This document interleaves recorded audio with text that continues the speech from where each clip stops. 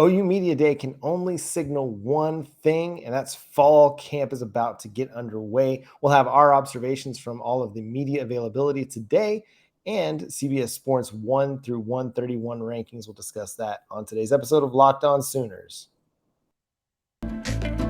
You are Locked On Sooners, your daily podcast on the Oklahoma Sooners, part of the Locked On Podcast Network, your team every day.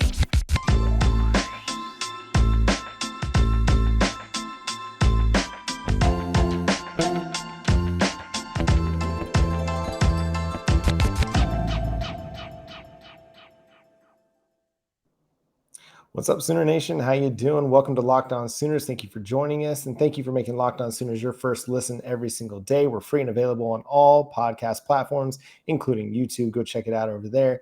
Hit the subscribe button and hit the notification bell to let you know when new episodes drop. My name is John Williams. You can follow me on Twitter at John9Williams. He's Josh Helmer. You can follow him on Twitter at JoshOnRef. You can also hear him Monday through Friday from 9 to noon on 94.7 The Ref in Norman. And Josh, I see you're sporting some new gear there in the hoodie department.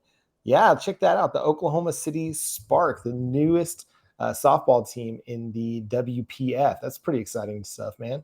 That's right, baby. Got to support the home squad here. What a day. Oklahoma Media Days. It was a lot of fun. I bumped into you. I didn't feel like we got to spend a lot of time together or chatting today. It's here I was working a radio show and popping in and out of Oklahoma Media Days, grabbing interviews here and there. And you were, of course, very, very busy for the Locked On Sooners podcast here. And, of course, your work at Sooners Wire. So I didn't feel like we got a lot of time to just sit and, catch up with one another. But, man, what a day for OU Media Days. We heard from a number of different coaches and players. And I guess right off the top, what were some of your big takeaways from the players and coaches that you heard from today? Yeah, so I think I want to start with Ted Roof just because he was the first guy that spoke. And the thing that really stood out to me from his discussion is, we've talked a lot about the linebacker group having, a lot of experience. Well, he's like, well, quote unquote experience. He's not necessarily sold on all the experience that they have, but he is sold on the depth and the competition that is ongoing at the position. You look at David Ugwoegbu, Danny Stutsman, DaShaun White, Shane Whitter. I'm sure I'm forgetting somebody. Just those top four guys that are going to be competing for snaps at linebacker. TD Roof, he spent some time talking about TD as well, and just talked about how the linebacker position, there's nothing really set in stone just yet. You've got a guy in DaShaun White, who is probably your top returner in snaps. David Ugwoegbu follows after that. But, they're letting these guys compete, and nothing is set in stone in the fall as of now. And then he talked about a guy like David Ugwoegbu and how he really worked really hard this offseason to transform his body to make himself more of a Mike linebacker. And I would mention this later, but, as we're on the topic, I spent some time talking with David during the media session and asked him about that. And he's like, well, or maybe it was even Eddie Radosevich that asked him some of it as well. But in essence, just the conversation became, I always felt, or David always felt like he had this fallback as a defensive end. And so never really took kind of taking care of his body as seriously maybe as he should have if he were going to play the linebacker position. And so he said he got down to 242 pounds. He's a tall dude. He's like 6'4", something like that. So he's got a lot of size, a lot of length. But got down to a better playing weight for him, and he says he's playing faster, which I think is gonna be huge. We know the guy's a playmaker. Who can't remember? I remember very vividly just a diving interception off of a deflection that he made. I want to say it was Red River 2020, maybe, where it was just a super athletic play, and so we know that the dude's got the athleticism to play linebacker at a pretty high level. It's just a matter of getting his body in the right sense. And I asked him, I said, hey, so what kind of healthy eating tips do you have for some of us who might need to make some different lifestyle choices? And he said, put the candy down at nighttime. Don't eat any sugar before going to bed. Eat some fruit, things like that. So I was like, all right, I'll take that. I'm going to roll with that. But that was kind of one of the first things as far as Ted Roof is concerned that really stood out to me is just the linebacker core and all the competition there. What about you? Was there anything from Ted Roof's media availability that really stood out to you? So David Ugwoegbu, I didn't get the chance to sit down and catch up with David today. So essentially, part of what he shared was the thought that I wasn't super focused on cutting pieces out of my nutrition, out out of my diet simply because I didn't know if eventually I was going to get moved up front. Yeah, I mean, I think it was one of those like I could always move back to defensive end, so I kind of want to keep my can I keep Weight that up. flexibility a little bit? Yeah, but when they came in and said no, you're a linebacker, I think that really put it in perspective for him, and he decided to get really serious about his nutrition and how he took care of his body, and he even alluded to the idea that a lot of guys kind of came to that realization too, is that it's not just enough to be really good at what you do, or really athletic, or have the best mindset. You have to worry about the small things too, and that's nutrition and how you watch what you put into your body, because it affects everything else. And I think that's a really interesting piece of insight that he provided there, that it's a holistic approach, which is what Brent Venables has been preaching since day one, that he took the Oklahoma job, is this holistic approach to caring for the person, on and off the field. And I think that translates to a guy like Ugwoegbu, taking care of the diet aspect of that, and the nutritional science aspect, and how he fuels his body to be able to get out there and perform well. It's a great opportunity for David Ugwoegbu as well. He'll have certainly a great chance alongside. I mean, did you get the impression today from Ted Roof that nobody is penciled in as a starter in his mind in terms of linebackers? I kind of got that impression that at least that's what he's trying to sell those guys going into camp. But if there was one guy that probably you feel pretty safe is going to wind up a starter, is DaShaun White, just because of his history at Oklahoma and all of the production that he's had. We didn't really hear from DaShaun White today, but you heard from Ugwoegbu. I spent a lot of time talking with Danny Stutsman, just since we're on the subject of linebackers. And Danny Stutsman is somebody that just oozes confidence, oozes personality. So he's an easy guy to root for. If you haven't seen pictures and video of Danny Stutsman from Oklahoma Media Day, he has officially, or he bleached the hair over the summer. He calls it his Augusty look. And he hasn't decided whether or not he's going to stick with the bleached hair for the 2022 football season. But man, he does sound like somebody that understands, okay, I got a little experience in 2021, and now it's all systems go for me. If what Ted Roof is selling is true, that, both DaShaun White and David Ugwoegbu and TD Roof and Danny Stutsman and on and on and on, even down to the true freshman in the toss Shane Whitter in there before the true freshman, but the Kobe McKenzie's, the Kip Lewis's of the world, the Jaron Canick's of the world. If truly everybody is in the mix with, a little bit of a premium put on some experience and having been around here a little bit, that would factor in for Danny Stutsman.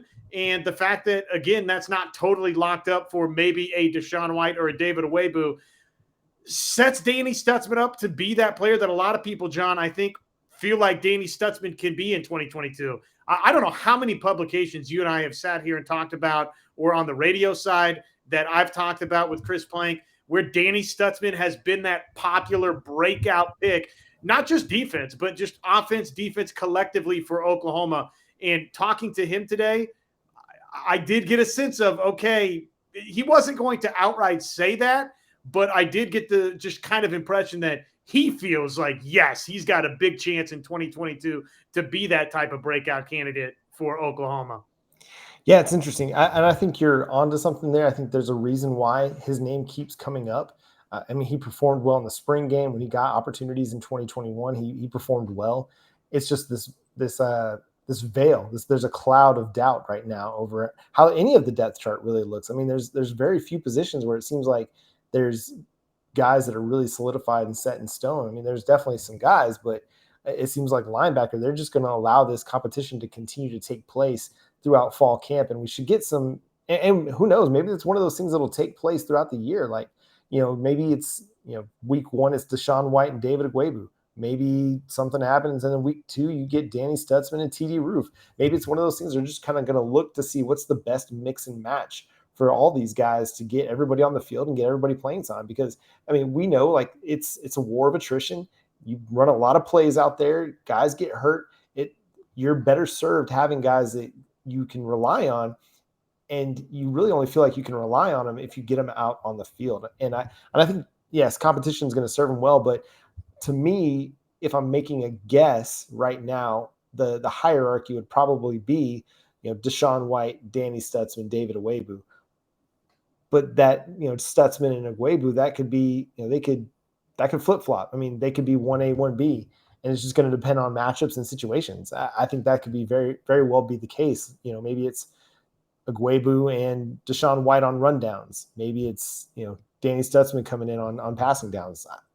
Who knows at this point? I think we're all just kind of guessing a little bit. But what's encouraging is that they feel really good about the group that they have, and whoever's going to come out of that group is going to be a pretty good player. And we'll continue to dive in. We got offensive guys to talk about as well, and more defensive stuff to talk about. I mean, we got a whole host of takeaways from the media availability today. But first, let's talk about BetOnline. BetOnline is the fastest and the easiest way to check in on all your betting needs. Find all your favorite sports and events at the #1 online source for odds, lines, and games. Like right now, Oklahoma, they're over/under on win total 9.5. If you missed out on the 8.5 that it was a couple months ago, I mean, this is going to be your last chance to get in on it before it gets up to like 10.5. So if you want to get in on that, Oklahoma right now plus 200 favorite to win the Big 12 championship, according to BetOnline.net. So now's your time. If you want to get on that, the gap has kind of widened a bit between Oklahoma and Texas, whereas it was very narrow a couple months ago when the odds were first released. Oklahoma is kind of opening up a little bit of gap according to the odds makers. So go to betonline.net. It's the #1 source for all your sports betting needs and information. Again, betonline.net. So Josh, we talked some on the defensive side. We might have to spend several episodes this week just hashing out what the assistants had to say too, because there's just so much. But let's get into what Jeff Lebby had to say too, because the thing that really stuck out to me on that was Eric Gray. I mean, we've talked on this show about just kind of the uncertainty as far as how much Eric Gray can kind of be that bell cow back. But it sounds like they're going into the season expecting big things for Eric Gray in 2022. It does. It definitely does. You get that impression from Jeff Lebby. I get that impression too from Brent Venables, which is as important, probably more important than Jeff Lebby, because he's the head football coach. And if Brent Venables wants Eric Gray getting the bulk of the carries in 2022, Eric Gray is going to be getting the bulk of the carries in 2022, if that's what Brent Venables wants. And you do get, again, that impression from, I think, both Lebby, his comments today, and not even necessarily what Venables had to say today, just kind of the collection of what we heard from Venables today, what we heard from Venables about Eric Gray dating back to Big 12 media days throughout the caravan circuit. We got to talk to Eric Gray today. And one of the questions, John, you were standing right there, I think, when I was asking Eric Gray about this, and we'll pull this video up. I don't have it chopped up for you tonight, but we'll have it before week's end. I was curious how Eric felt about his running style fitting into what Jeff Lebby wants to do. And basically what he said was, it's a perfect match. Feels like he lit up. He did. Yes. He felt like, okay, this is maybe perhaps what I've been waiting on. And you know me, I haven't always been the most optimistic in recent weeks, just collectively about where Oklahoma is at the running back position heading into this season. And I got to say, Eric Gray, listening to him today, listening to the way this coaching staff has talked about him, it's starting to sway me a little bit that maybe they've got something that they feel pretty confident in Eric Gray, and maybe he is poised to have that breakout year. Yeah, that's kind of what I came away with too, is hearing the coaches talk and then hearing Eric Gray talk and then watching him light up when he said, this is the offense I've been wanting to be in. Like, this is going to be perfect for me. It's going to fit everything that I do really, really well. And I think you also asked him just kind of like how his style kind of fit. And, and he's like, well, I can kind of be a power runner too. And then he talked about his legs, and I was standing right by him. And sorry, Eric, but I did look at your legs. I glanced down at them, and they were ginormous. They were huge. Like his thigh was as big as my trunk, like as big as my chest. Like it was huge. So he might be short in stature, but the dude's going to run with some power, and he's going to have some power behind those, with those legs of his. I mean, he's a stout dude, and we know that he's got a game-breaking ability. Like he can make big plays happen. And I think, and I'm going to go back to last year, and I think they just gave up on him too quickly. Now, Kennedy Brooks had a great season, but I feel like they never really gave him an opportunity after that West Virginia game to have much of an impact throughout the rest of the year. I mean, he'd have a play here, a play there, 3 carries here on a series, and it's just one of the many things that was so weird about last year is the inconsistency of opportunities for some of these players, because we saw early in the season that Eric Gray could be a dynamic player for him. And then, the Nebraska game, he led the team in rushing, and then West Virginia didn't go so well. But again, a good West Virginia defensive front. And then the rest of the year, it was just like he was non-existent. And so, I mean, on the bright side, he's a fresh running back. He's not going to be having a lot of wear and tear on his body. But yeah, that was kind of the thing, the biggest thing that stood out for me. I think the other thing, they're really confident in the idea that Dillon Gabriel is going to be able to have a very, very productive season in 2022. As they should be. And Dillon Gabriel should be confident in that. This is so minor and probably unimportant in the pantheon of how fans should feel about this Oklahoma team and their quarterback going into this season. But I did take note of the fact that Dillon Gabriel, as he was walking in to the podium to, do his interview press conference style today, I mean, he's fist bumping people, John, on his way up to the podium. I mean, we've seen that before at Oklahoma. Baker Mayfield comes to mind as a quarterback that kind of operated that way. And yet I don't know what I was expecting from Dillon Gabriel, but I don't know that I was expecting him to give me the fist bump on his way to the podium today, to be that type of comfortable, to be that type of engaging. But it illustrates a little bit what we heard from Eric Gray and some of his other teammates today, that he's that kind of leader, right? I mean, it's his energy's infectious. He has had that relationship with Jeff Lebby, the understanding of the playbook, all of that. I mean, he seemed to me, if we're talking takeaways from today, John, just Dillon Gabriel being comfortable. I thought he seemed right at home today. And I know that, again, that's not going to determine whether or not he hits, a 10-yard comeback route, or if he makes the right decision and, moves away from a hot read here and there and this and that, all these different things that go into playing the quarterback position effectively or ineffectively. But man, I like the way that he was. I like the vibes that he had today. He seemed comfortable. He seemed right at home in Norman. Yeah, I mean, I talked last week about how you really hadn't seen much like of this swagger, that we've seen in previous quarterbacks, but he definitely brought some swag today as he made his entrance. It was like, WWE superstar kind of going down, and like you said, fist bumping. Brandon Drum of OU Insider was taking a picture of him with his phone, and Dillon Gabriel gave him a wink. I was like, dude, who's this guy?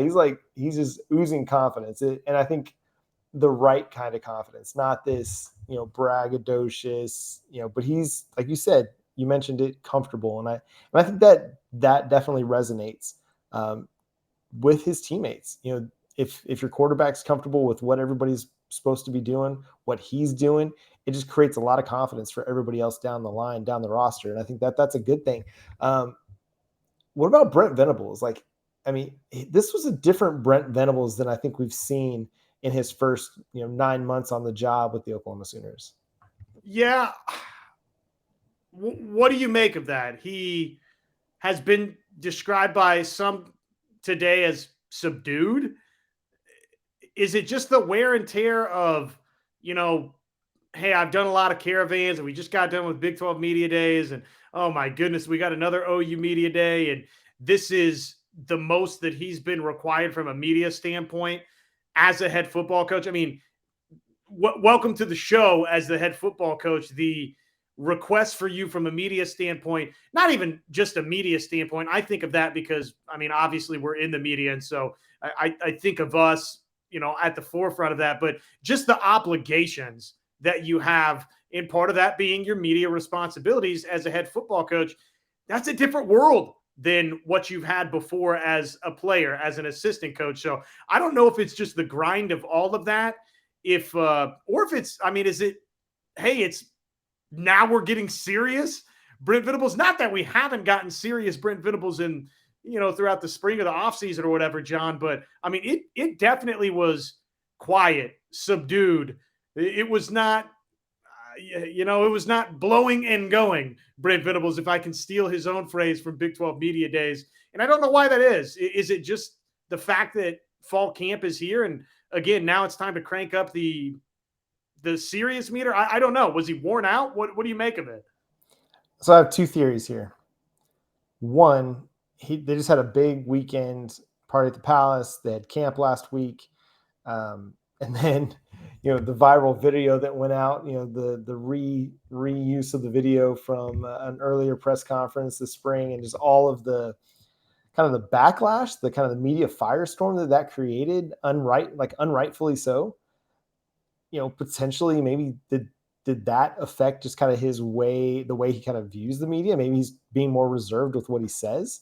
Not that he views the media in a negative light or a positive light, just maybe he's just going to be he's going to hold back some things and not be so animated, not be so quick to give an analogy.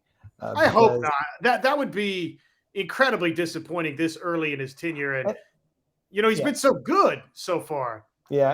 And I don't think that's the theory I would go with, but I think the theory I would go with is that this coaching staff is just tired of talking. They're ready to get to work. Like, they're ready for football to begin. And fall camp is happening. It starts on Thursday. And so they can see it. They can feel it. They can itch it. And that's the thing I feel like the big takeaway I got from everybody today was that they were just ready to get going. Like, they're tired of talking. They're tired of talking about expectations, turnover, transfers in, transfers out, who's going to step up on the depth chart, position competitions. Like, they're ready to see all that play out on the field. That was kind of the thing that really struck me, and how I felt like, okay, this Brent Venables, the most concise Brent Venables we've seen to date, is just this Brent Venables who's ready to get to work, and he's ready to put it on the field and let the actions do the talking. Dylan Gabriel even mentioned that, like, in his podium time, he said, we're ready to let our actions do the talking. And the team, they get their cues from the coaches, especially the head coach. And Brent Venables didn't use those words, but his attitude today, it just looked like a guy who's ready to let the actions do the talking and be done with the prognostications, the predictions, the expectations, the talk of last season, the talk of the coaching turnover, the talk of how excited he was to get the job. He's ready to get to work.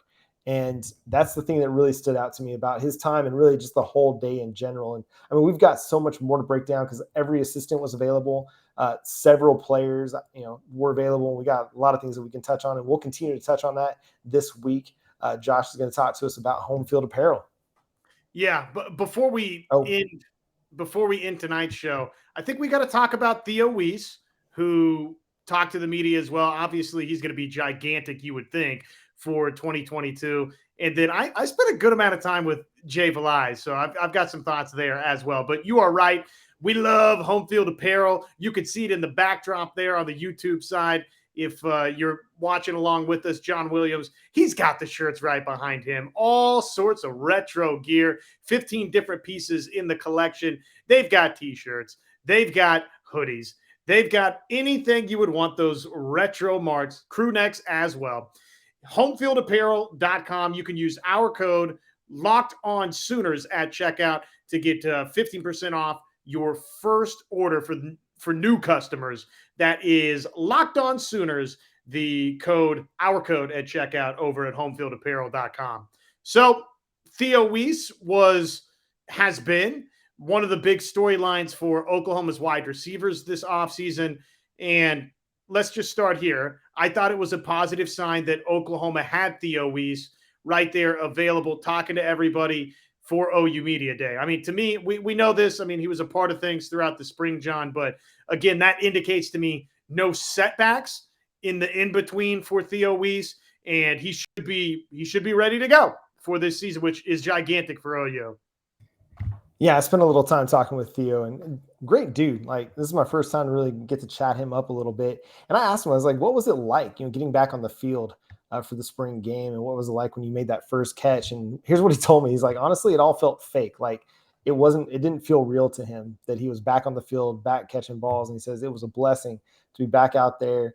And he even told me, he's like, I'm just getting chills thinking about how it felt to be back on the field. And then, after he made his first catch, and I mean, it was the first touchdown, Marvin Mims looked over and said, he's back. And Theo Wiese is like, yeah, I'm back. And I think that was great. Like, that was a really, really great sign. And it's always a positive when a guy who is as popular of a player as Theo Wiese is able to make it back from injury. And yeah, the dude looks confident, talked about being up to 205 pounds, which is going to be the biggest playing weight he's had since being in Oklahoma. And that's only going to benefit him. It's going to help make him better at breaking tackles and making plays after the catch. It's clear, too, that he's highly motivated to make 2022 his best year as an Oklahoma Sooner, because guess what, John, we were having that same conversation going into last season with Theo Wiese, that he was pretty motivated to make 2021 his best year on campus so far. And that was after, he was really pretty good for Oklahoma in the 2020 season. I mean, he was one of OU's best wide receivers for that run to a Big 12 championship. And yet I do think for Theo Wiese, because of the injury, because of the way that his career has played out at Oklahoma, there's been, of course, just the injury in general, there's been frustration, but you combine it with, okay, I came into Oklahoma as a 5-star. And I tried to ask him a little bit about this today. I, basically just asked Theo, hey, little extra motivation for you to kind of live up to the billing that you arrived into Norman with. And he said, yeah, absolutely. He's ready to go. He wasn't ready to jump into the whole 5-star status thing, but on some level that's there, John, in the back of Theo's mind. And oh, by the way, here's a storyline that probably Theo Wiese will get asked about at some point. The other part of that trifecta that he came in with, for obviously different reasons, Trajan Bridges and Jaden Hazelwood, they're both gone. So Theo Wiese is the last man standing of that trio of that 5-star wide receiver group that came to Oklahoma. And that, again, on some level, the 5-star status, the fact that he's the last one of those 3, John, that has to mean something to him in the sense that I want to go justify the expectation that I came here with. And, man, I think before it's all said and done in 2022, I think it's exactly what Theo Wiese is going to do. And I think it's important for us to remember, like, he was in the transfer portal and decided to come back. And I think that should resonate a lot with Oklahoma Sooners fans. Like, this is a guy that wanted to be a part of this program. There was some uncertainty with the coaching change and everything that went down, but he decided to come back. Like, he wanted to be a part of this.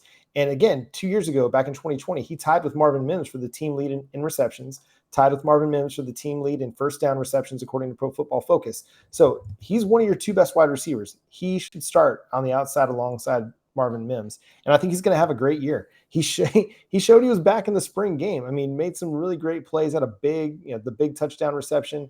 And so I think this is going to be a really, really great year for him.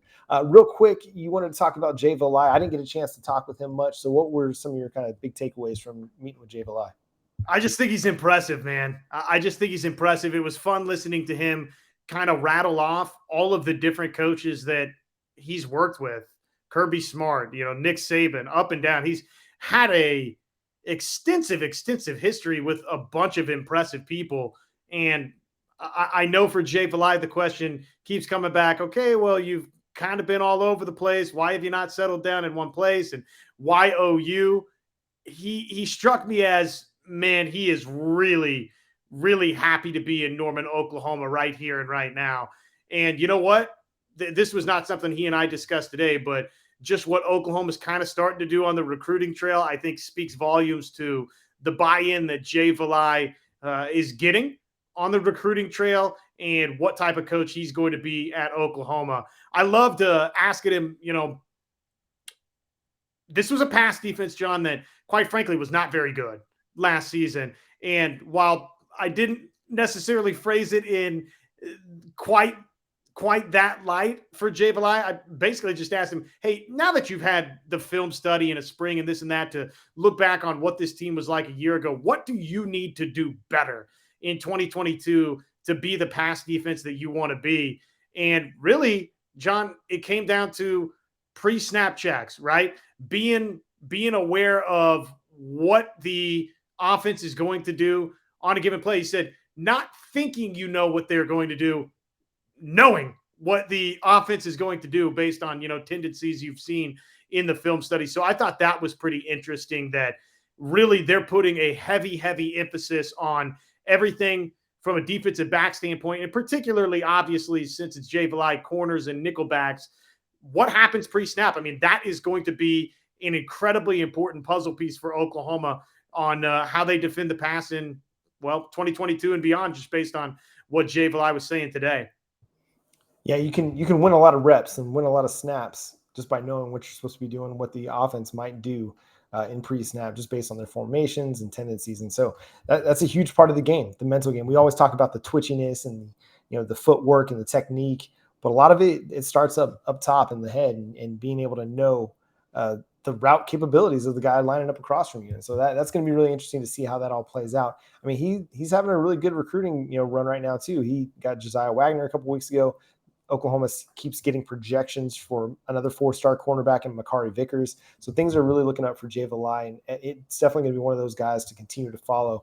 And I think it's going to be really intriguing to see, can we see Woody Washington go to another level? DJ Graham get to another level? These guys that transferred in, CJ Cold and Kanai Walker, what's their role going to be? And I think we'll see more how that plays out as fall camp transpires. But that's going to do it for today. We're going to have to push the CBS Sports rankings to another day because we had so much great content just from OU Media Day. And we'll have more takeaways on our next show because we had a lot of players to sit down with. You had one more thing you wanted to touch on there, Josh?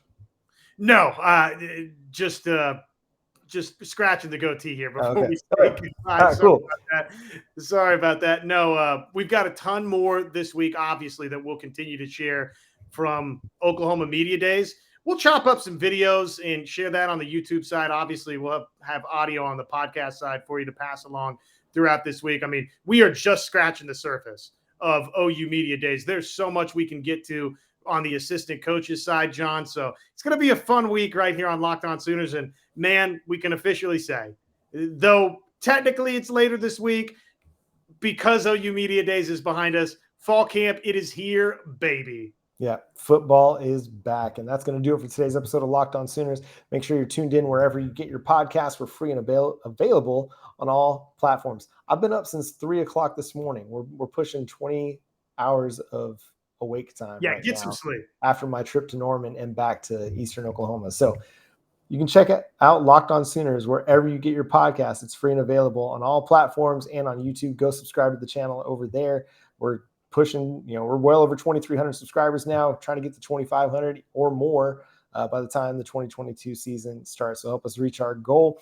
But for Josh Helmer, I'm John Williams. We'll catch you next time. Boomer Sooner.